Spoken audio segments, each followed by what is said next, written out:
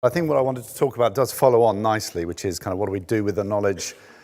How do we actually shift the debate on inequality a bit further? And it's also a chance for me to have a cathartic rant, because ever since I had a life-changing experience, which was getting to know Ha-Joon Chang and reading his work, and to sort of boil down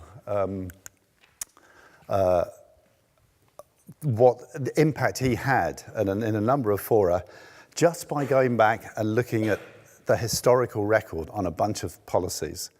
And he wrote this fantastic book called Kicking Away the Ladder. And I asked him recently, which book are you most proud of? And he said it's still that one, even though his other books have sold far more since. Where he just went in and found what now developed countries had done to develop in terms of trade policy. And basically what they'd done were all the things that developing countries were being told in the early 2000s to not do by the WTO, by the World Bank, and it had an extraordinarily liberating power. I saw him perform in Geneva in front of an enormous number of developing country delegates, and it was a kind of cathartic moment when they suddenly realized that their kind of gut feeling about what they wanted to be allowed to do with trade policy was completely justified by the rise of Germany, the rise of America. The US invented industrial policy, and that this had all been kind of airbrushed out in favor of maths. So instead of looking at the historical record, what you had was a bunch of number crunchers using CGE models, doing rubbish in, rubbish out, and saying, if you liberalize everything, the world will be $1 trillion better off. And so there was this, history had been replaced by voodoo modeling. And actually, we even got the inventor of CG models, Lance Taylor, to write a paper explaining why the models were completely unjustified and rubbish, and we shouldn't be listening to them.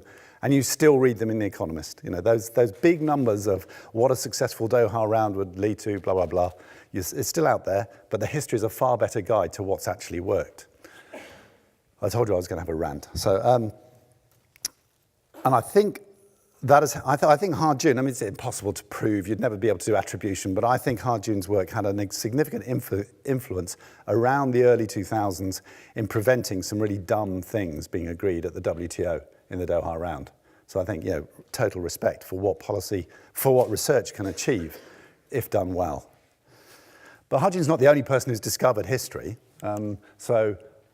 Really brilliant stuff from Santosh Mehrotra and Richard Jolly on what education and health policies have worked.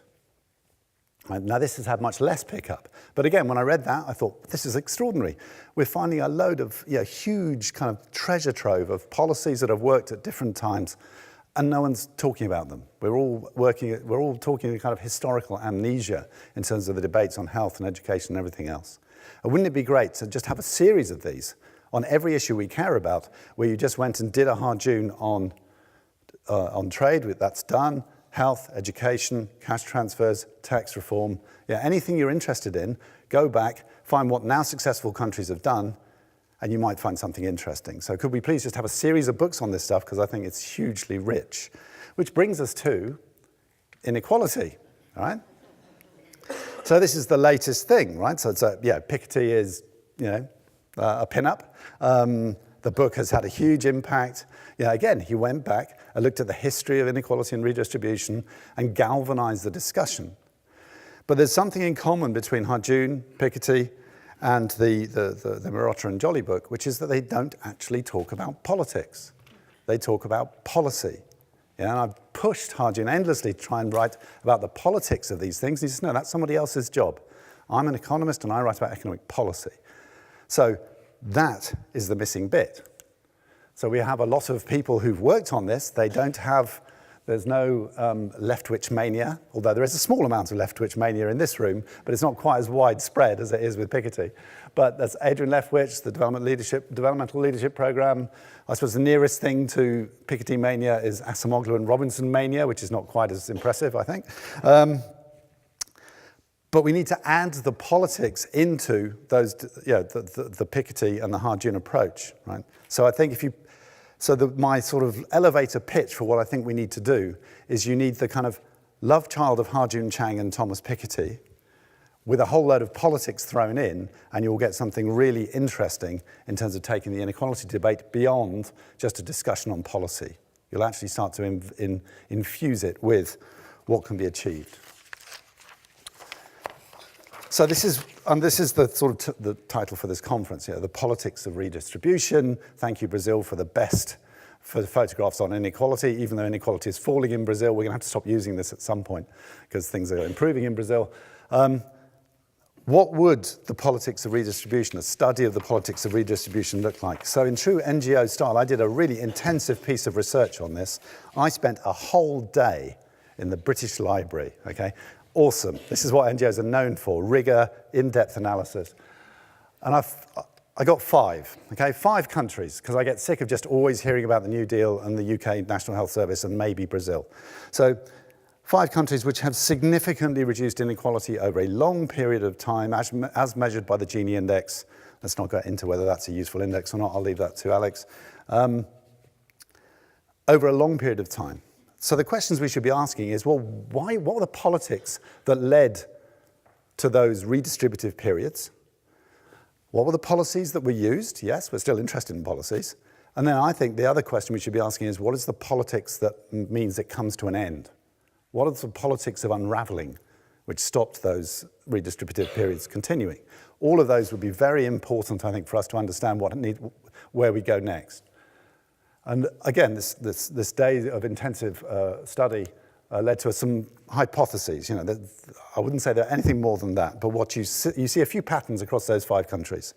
New political formations with new political actors, new social movements. Peasant parties seem to be quite important. So that the MAS in Bolivia, the Workers' Party in Brazil. So you can see that there are often redistributive periods are triggered by the rise of a new political actor based on social organization. Shocks and transitions, as Francis mentioned, so often linked to a conflict, an existential threat. Sweden was genuinely threatened by Soviet communism in the 20s when it started on a big redistributive period.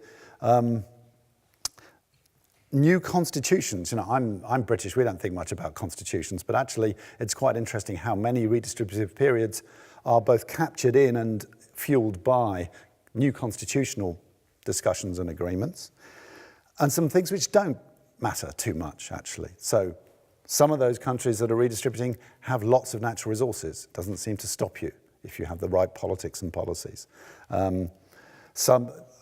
The ethnic diversity question I think is really interesting. And my reading of Mauritius and Malaysia is when you have political power and economic power in different hands, that can actually lead to a kind of bargain, and you can get a redistributive period provided you've had a shock of some kind to trigger it and make people realize that they have to do a deal. So some look at what kind of ethnic diversity and heterogeneity, I can say it, leads to a redistributive period seems to be the kind of thing to go. So as I say, that was a day. I think we could probably justify a bit more time on this, but I think it's a really interesting question, and I really hope that out of this conference comes at least some momentum behind doing this properly. So actually having some proper case studies and some proper comparisons and actually trying to nail down the Ha-Joon Chang meets Thomas Piketty meets Adrian Lefwich kind of magic triangle. So that's what I want to go home with. Don't know about the rest of you. Thanks very much.